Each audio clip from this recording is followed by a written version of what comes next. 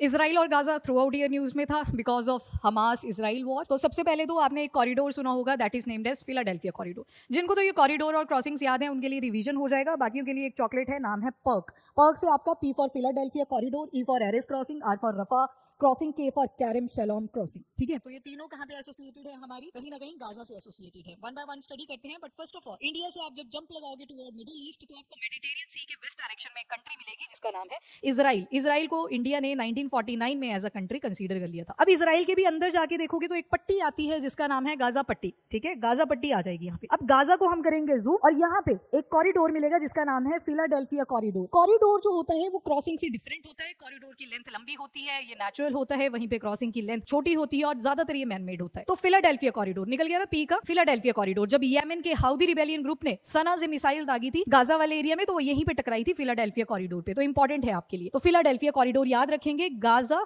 और दूसरी तरफ इजिप्ट के बीच में आ जाती है, तो दोनों को सेपरेट कर रही है। और इजिप्ट की जगह पे हो सकता है आपको लिखा हो सिनाई पेनिनसुला, तो ये एक ही चीज है। Sinai peninsula is part of Egypt, याद रखिएगा इसको। नेक्स्ट ई आर के पर्क का हमने देख लिया पहले तो फिलाडेल्फिया कॉरिडोर। अब ई से देखो एरिस क्रॉसिंग।